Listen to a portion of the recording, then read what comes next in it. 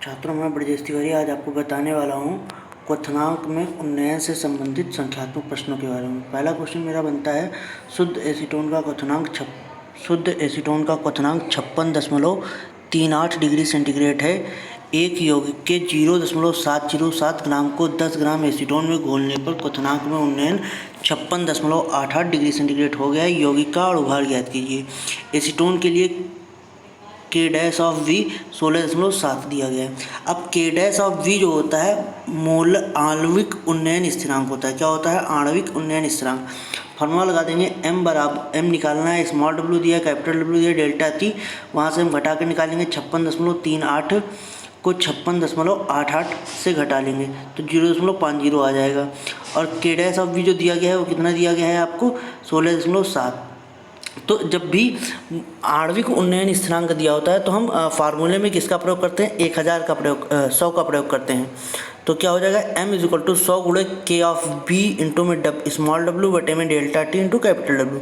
Value लगा देंगे 100 गुणे में आपका हो जाएगा 16.7 जो आणविक उन्नयन स्थिरांक दिया गया है, 0.707 जो विलेय की मात्रा दी गई है, और 0.5 हमारे पास तापांतर दिया गया है जो ताप में वृद्धि हुई क्वथनांक में, और 10 दिया गया है विलायक की मात्रा। इसका कैलकुलेशन करेंगे 236.1 हो जाएगा। चलते हैं हम अगले क्वेश्चन की तरफ। अगला क्वेश्चन हमारा क्या कहता है? अगला क्वेश्चन बोल रहा है 25 ग्राम विलायक में 1.17 ग्राम सुक्रोज घोलने पर विलायक के क्वथनांक में 0.071 डिग्री सेंटीग्रेड की वृद्धि हुई।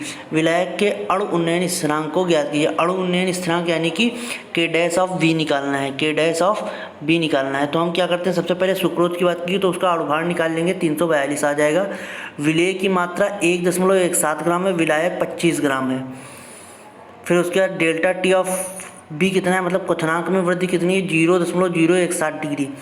तो 0.061 डिग्री के आप भी निकालना है। फार्मूला लगा देंगे। यहाँ पर हमें जो बताया गया अणु उन्नयन स्थिरांक की बात की है तो अणु उन्नयन स्थिरांक में हमने फिर बताया था 100 का ही इस्तेमाल करेंगे फार्मूले में। फार्मूला लगा दिए, m = 100 गुणे के इंटू में W upon delta T into में capital W.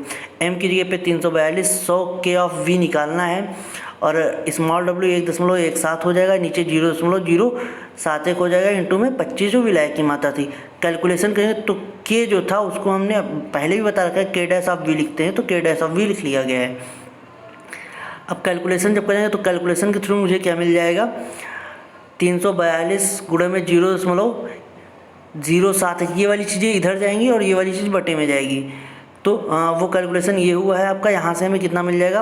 5.18 degree centigrade kg प्रति मोल हो जाएगा।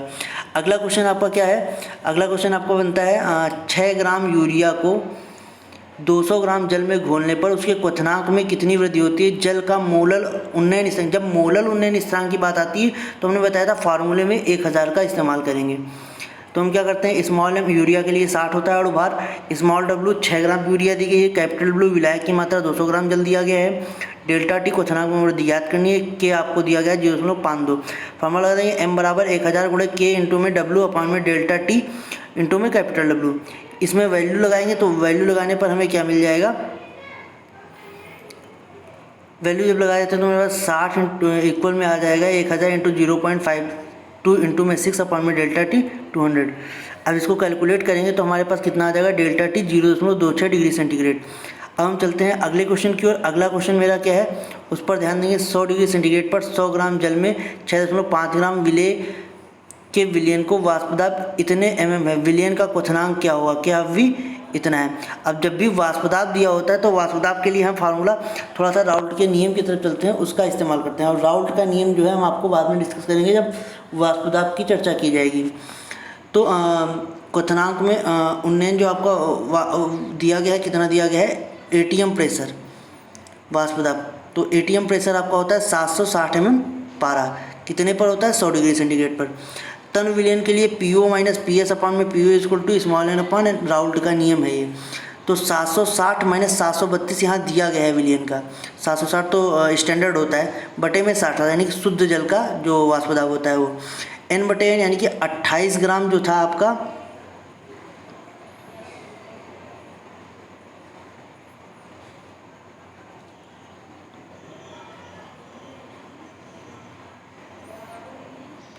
28/760। n जो है 28 लिया गया है आपका, जो 65 ग्राम विलेय था,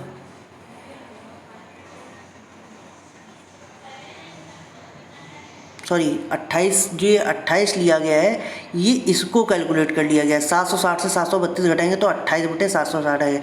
n/n पता चल गया है, जिसको हमने क्या किया है, लास्ट में इस चीज़ को देखेंगे।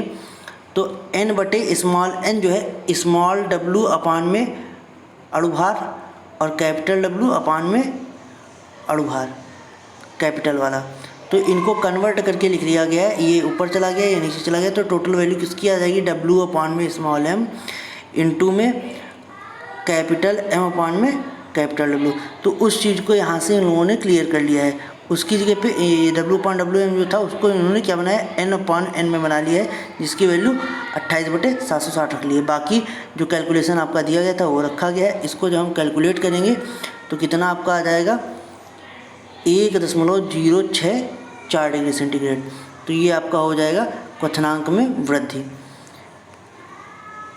और जब क्वथनांक में वृद्धि हमें आ गई तो विलयन का क्वथनांक निकालने के लिए हम क्या करेंगे, जो हमारे पास जल का क्वथनांक था 100, उसमें हम जोड़ देंगे क्वथनांक में वृद्धि। तो हमारा आंसर कितना आ जाएगा, 101.064।